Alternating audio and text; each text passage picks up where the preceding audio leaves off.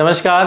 तारब learning centre Indore की पूरी medical team आपके सामने उपस्थित है। आज आने वाली नीट एग्जाम के ऊपर एक डिस्कशन कर रहे हैं। अपनी टीम को आपके सामने इंट्रोड्यूस करना चाहूँगा। मयूर सर हैं जो केमिस्ट्री लेते हैं, डायरेक्टर को फाउंडर भी हैं। नीलाभ गुप्ता सर हैं जो फिजिक्स लेते हैं, IIT बॉम्बे से पास आउट हैं। शुभम सर हैं जो फिजिक्स लेते हैं। सुनीता मैडम है जिनको लगभग 30 सालों का एक्सपीरियंस है, जो जूलॉजी लेती हैं। और बॉटनी के लिए है मेघा मैडम। ये बेहतरीन टीम इंदौर में हमारे साथ उपस्थित है और आप सभी के लिए है। तो हम चाहते हैं कि एक नीट के ऊपर डिस्कशन आप सभी हमारा सुने। सुनीता मैडम, मैं आपसे ये कहना चाहता हूँ कि अभी तक का आपका एक्सपीरियंस कैसा रहा नीट के एग्जाम्स को लेकर के? सर, नीट चौथी बार हो रहा है तो मुझे ये लगता है एक्सपीरियंस से कि थोड़ा सा पेपर का स्टैंडर्ड पहले के कंपैरिजन में अच्छा हो सकता है। अच्छा होने का मतलब ज़्यादातर कंसेप्ट बेस्ड क्वेश्चन इस बार इंक्लूड हो सकते हैं बायोलॉजी में। जैसे कि इन लोगों ने इस बार स्टेटमेंट बेस्ड और एजर्शन रीज़न ये इंक्लूड नहीं किए थे अभी नीट में, तो उसके आने की संभावना मुझे लगती है। पर इसका मतलब ये नहीं है कि बच्चा काफ़ी इसमें डिफ़िकल्टी फेस करेगा, ऐसा नहीं होगा। कोई भी क्वेश्चन आउट ऑफ NCERT तो आता नहीं है। अब जिस भी बच्चे ने NCERT बहुत ही अच्छे से प्रिपेयर किया है तो मुझे नहीं लगता है कि उसको कोई बहुत ज़्यादा प्रॉब्लम आएगी नीट क्रैक करने में। अब मैम आप बताइए मुझे, इस बार जैसे 600 से अबव जो बच्चे लाए होंगे मार्क्स, तो अब वो फिर से नीट दे रहे हैं, तो उनकी क्या स्ट्रेटेजी रही होगी या उन्होंने क्या स्ट्रेटेजी प्लान करना चाहिए नीट देते समय? जो ऑलमोस्ट 600 प्लस स्कोर कर रहे थे, मुझे लगता है कि थोड़ा सा इमोशनली चैलेंजिंग रहा होगा।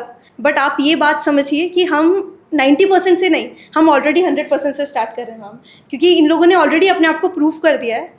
बस जहाँ पर कुछ 2 या 3% एरर रहा, जहाँ पर कुछ गलतियाँ रही, उसको शायद थोड़ा सा सुधारने का एक मौका यूनिवर्स ने दे दिया है उन्हें। तो जो बच्चे मेडिकल सीट सिक्योर कर रहे थे, मुझे लगता है कि अब उनके लिए एम्स के दरवाजे खुल गए हैं। सर, अपने आप को बस कंपेयर ना करें बेटे, आपकी जर्नी ऑलरेडी बहुत अच्छी रही है, आपने अच्छा हार्डवर्क किया है। देखिए, कॉन्सेप्ट्स तो आपके ऑलरेडी क्लियर हैं, है ना, तभी आप इतना अच्छा ऑलरेडी सिक्योर कर पाए हैं। तो बस कंपैरिजन नहीं करना है, अपनी जर्नी पे ट्रस्ट करना है, अपने आप पे ट्रस्ट करना है, कॉन्फिडेंट रहना है। उसी माइंडसेट के साथ एग्जाम में जाइए, क्वेश्चंस अटेम्प्ट करिए। बस रीडिंग एरर ना हो, इसका थोड़ा ध्यान रखेंगे। इमोशनली अपने आप को थोड़ा सा आपको स्ट्रॉन्ग बनाना पड़ेगा।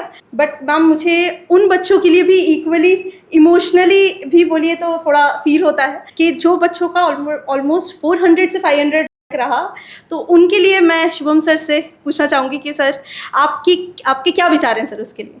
जिन बच्चों का स्कोर काफ़ी अच्छा आ रहा था उनके लिए तो ये मतलब एक तरीके से रिवीजन करना ही है। लेकिन मुझे ऐसा लगता है जैसे इस बार नीट के पेपर का जो स्टैंडर्ड था वो थोड़ा सा इजी टाइप में था, तो उस पेपर में 400 to 500 मार्क्स वाले जो बच्चे हैं, मुझे लगता है उनके लिए जो दूसरा रीनीट हो रहा है, मतलब दोबारा से नीट हो रहा है, ये गोल्डन अपॉर्चुनिटी की तरह है। अब उन्हें पता है कि उन्होंने एग्जाम में क्या मिस्टेक करी थी, उन्हें पता है कि मतलब कौन से टॉपिक में वो वीक रह गए थे, किसका रिवीजन नहीं हो पाया था।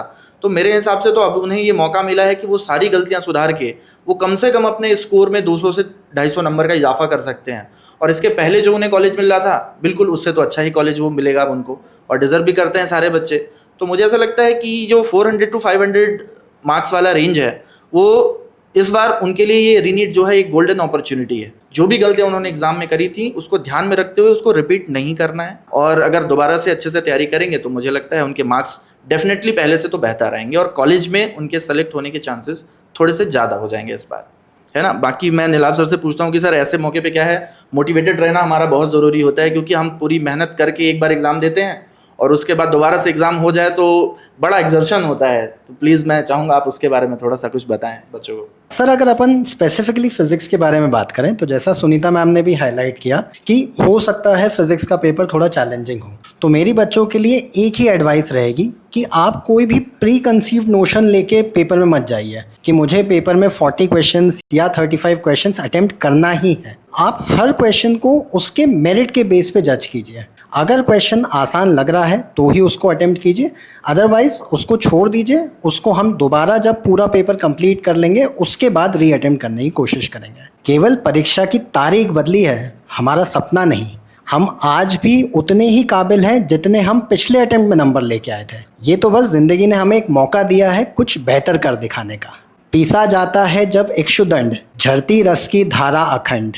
गन्ने की मिठास उसका रस तभी निकलता है जब उस पर दबाव पड़ता है। हमारी भी असली मिठास तभी निकल के आएगी जब हम इस रीनीट के दबाव को झेल जाएंगे।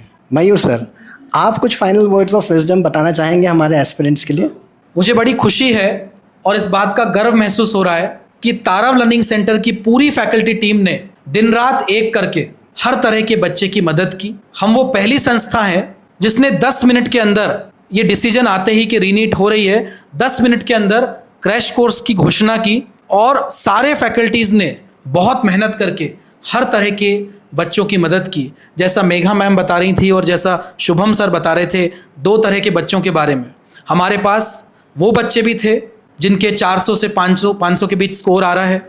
उन बच्चों को के पास एक मौका था, आपदा में अवसर थी, तो फैकल्टीज़ ने उन्हें मोटिवेट करके उनके वो टॉपिक्स जो कहीं ना कहीं कमज़ोर रह गए थे बैठाकर पढ़ाए, उनके टॉपिक वाइज टेस्ट लिए और फिर फुल लेंथ टेस्ट लिए। वो बच्चे जो 600 के ऊपर स्कोर कर रहे थे वो बच्चे भी हमारे पास थे।